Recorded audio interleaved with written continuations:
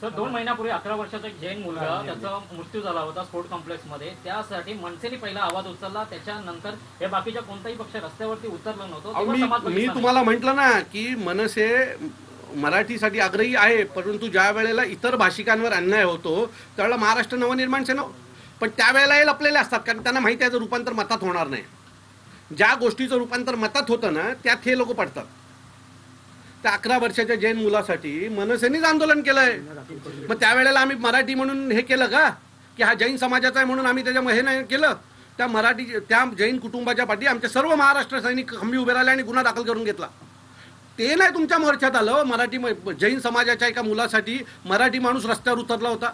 3 दिवसांनी आमदारांच्या बोलण्यावर गुन्हा दाखल झाला आणि बोलत आमच्यावर पण गुन्हा झाला. ते जे झालं ते झालं, पण माझं मत आहे की ह्या सगळ्या गोष्टी पण आम्ही करतोय ना, ते का नाही लोकांसमोर तुम्ही आणतात? साहेब, आमदारांनी जे व्हिडिओ ट्वीट केलं त्याच्यामध्ये सांगितलेलं आहे की जैन समाजाचा आणि मारवाडी समाजाच्या व्यक्तीला मारहाण झाली. त्याबद्दल त्यांनी जो व्हिडिओ व्हायरल केल्याच्या नंतरच हा सगळीकडे व्हायरल झालाय. आणि तो जो व्हिडिओ त्यांनी टाकला ना तो मराठी माणसाच्या रागापोटी टाकलाय त्यांनी. आता मी ठाण्याचा पण व्हिडिओ टाकावा. ठाण्यात एका मराठी माणसाला 8-10 व्यापाऱ्यांनी मिळून मारलाय, तो व्हिडिओ पण टाकावा त्यांनी.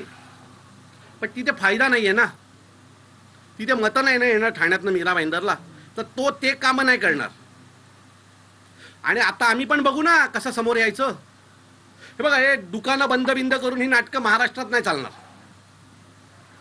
आम्ही चुकीचे असू तर समोर येऊन माफी मागायची पण आमची तयारी आहे.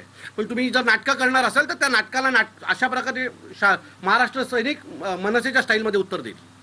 ही नाटकं करू नका. भारतीय जनता पक्षाला माझी विनंती आहे, हे नाटकाचे धंदे बंद करा आता.